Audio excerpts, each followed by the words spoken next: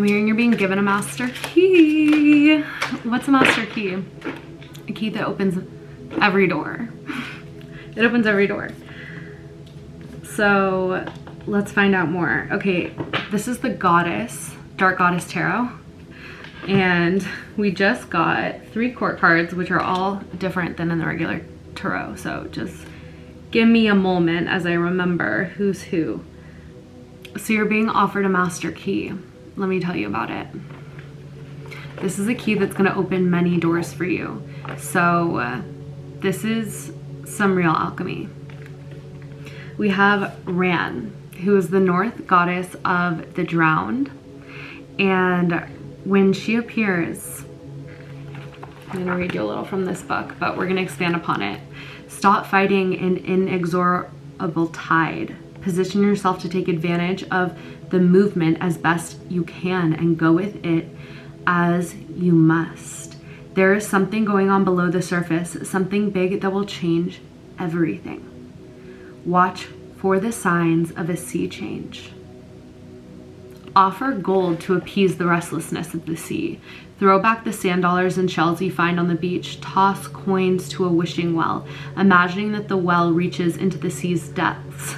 Make a precious offering to your own mysterious and unknowable depths that may bring you more gifts of joy than dismay. You know why this is so crazy? 2 days ago, from when I post this, 2 days previous from when I am going to post this, but last night from when I'm filming this, I posted a photo on the community tab of me bringing flowers to the ocean. And this is about giving gifts to the sea. Make a precious offering to the sea and to your own mysterious and unknowable depths that may bring you more gifts of joy than dismay. That they may bring you more gifts of joy than dismay. There is something, okay, there is something about anything that might feel like it's going on under the depths. This is very eclipse season energy. We're in between 2 eclipses. So not to put some sort of blanket on how everybody might be feeling, these affect everybody differently. And people feel the things at different times, but this is very much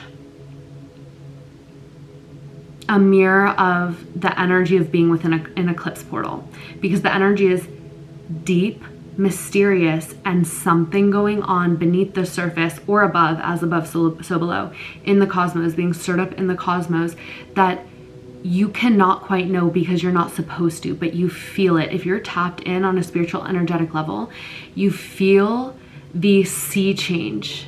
It's like you feel the winds changing, you feel the course. It's almost as if you feel the gods moving the chess pieces on the table. And this is just a different, description. You don't have to take me so literally, but it's as if you feel a wheel of destiny turning, but it's also as if you feel the puzzle rearranging, the map rearranging. You know what I'm getting? It's as if, because eclipses are portals of destiny. So you always know, remember this, whatever happens during the eclipses, during eclipse season, is meant to be. So even if it feels uncomfortable or you feel like you lost something or something happened you didn't expect, always know that it's happening for your highest good, and you will more quickly than you think see how it is assisting you. And many of you I know are so tapped in that the second it happens, you're like, thank God. You knew it, you already knew it needed to happen. But if you feel like any changes are difficult, please know that they're always in your best interest. They're destiny portals, and they are doors open and doors shut. So I'm also feeling that it is almost the time, and this is almost, I don't know if allegory would be the word for it, or whether it would be,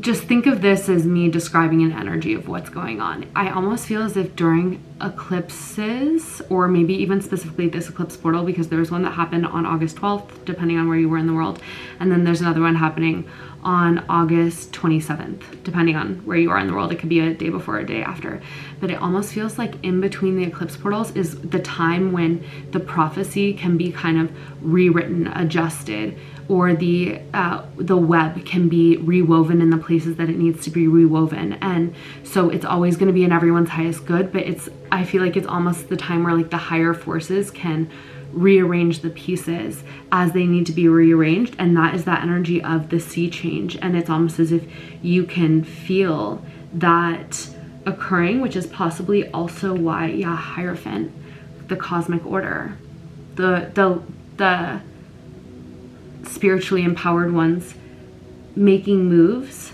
moving things around. And it's almost as if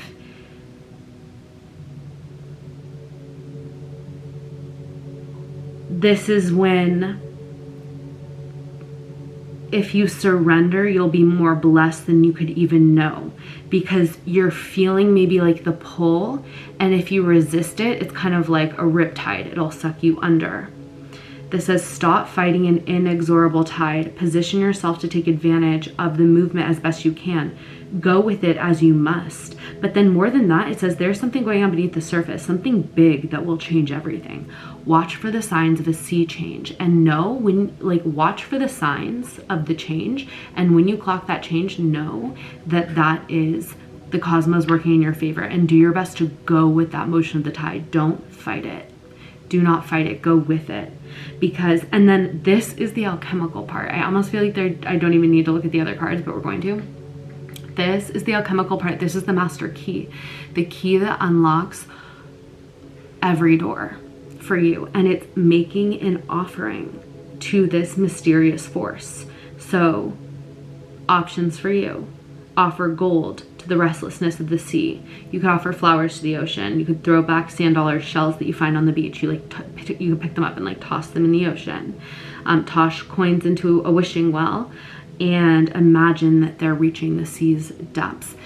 Anything that you want to do, you could go and, you know, toss something into a lake, a body of water, obviously something that is like natural, and imagine it reaching, that energy will reach the sea.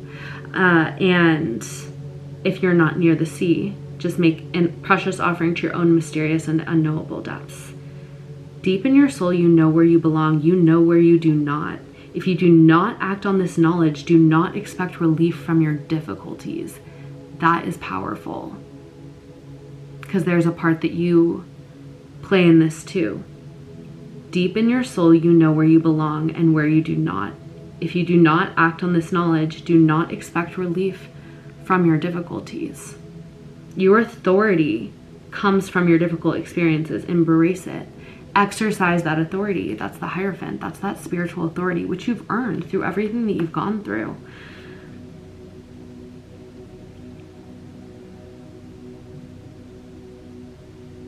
Make some sort of offering to that like mysterious force. Anything that you want. It doesn't have to be the things that I named. It doesn't even have to be directly to the sea, but make some sort of offering. I feel like that is the master key that's going to like unlock that energy of you just aligning with that perfect sea change and giving yourself to it when it comes. Okay. Then we also have Amazon of Water and Amazon of Fire. Amazon of Water is Pele, powerful, transformative energy.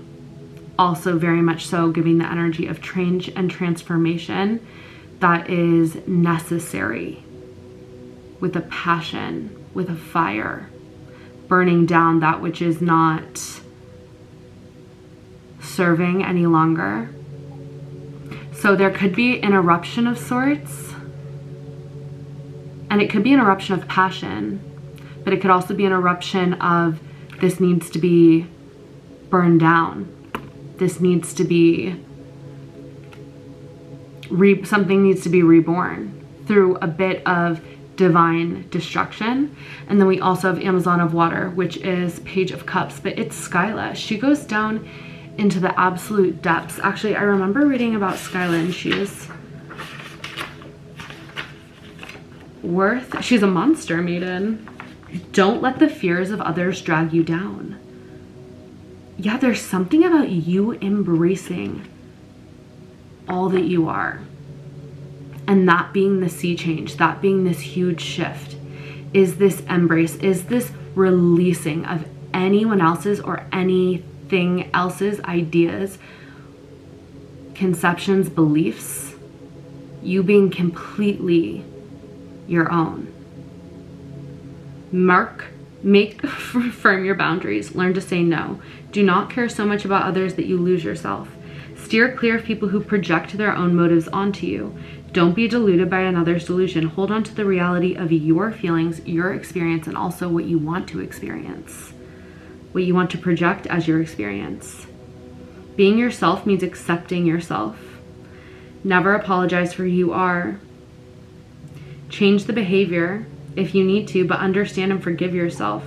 How others feel about you does not define you and must not oppress you, but do not ignore the emotions of others in your social environment. Tune in. Strengthen yourself and purify your land. Oh wow, this is beautiful. Strengthen yourself and purify your land by picking up trash around your nearest body of water. This is just wild. There's something about the water that wants some sort of ritualistic experience with you. And this, like, bringing some sort of alchemy for you through this portal of the eclipses, or whenever you're finding this, you're tapped in and tuned into this energy. And you know, these things, they're so much more than what they look like. They genuinely, if you think about it, so when you're going through a really intense energetic upgrade, things will happen in the physical reality. It can differ what they are, but you know, like glass can break, or you know, your electronics could start bugging out.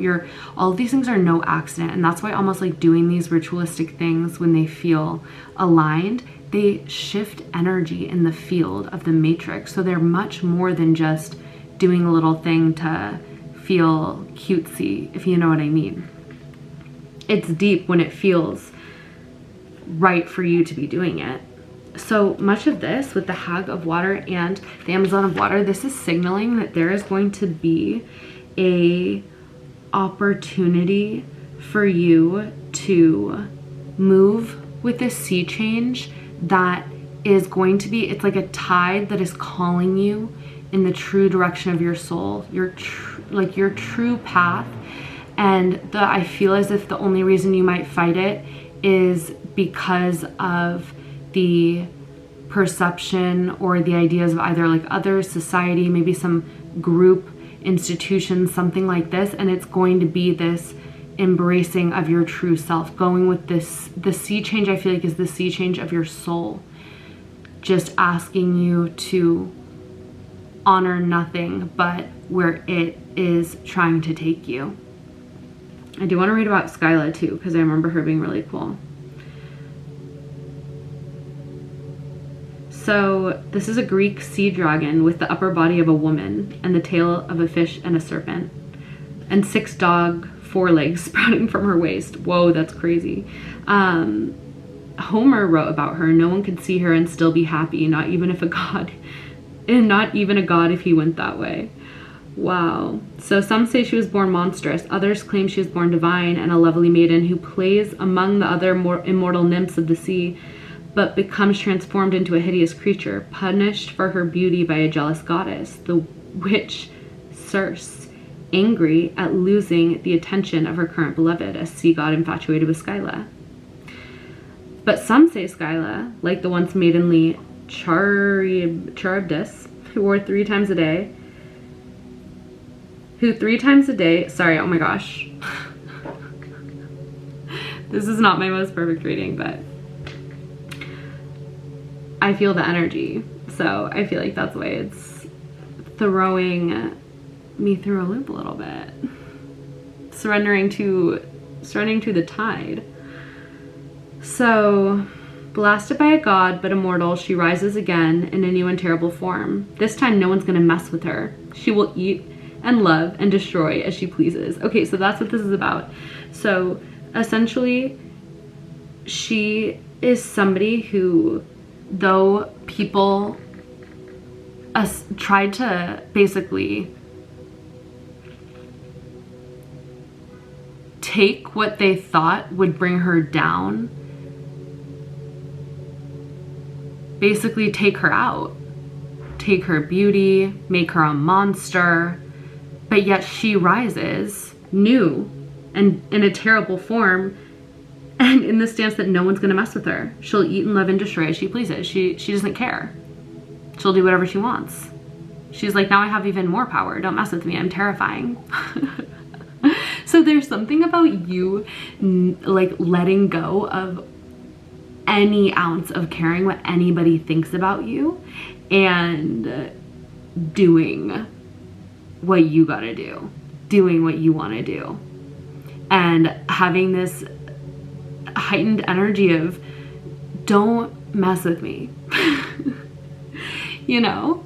So there's a powerful infusion of your own authority of yourself that is occurring, and your love of yourself beyond anything that maybe you were taught to judge about yourself. Like you loving it so fiercely anyway, and that being so powerful, because that's all. Nothing can touch you at that point.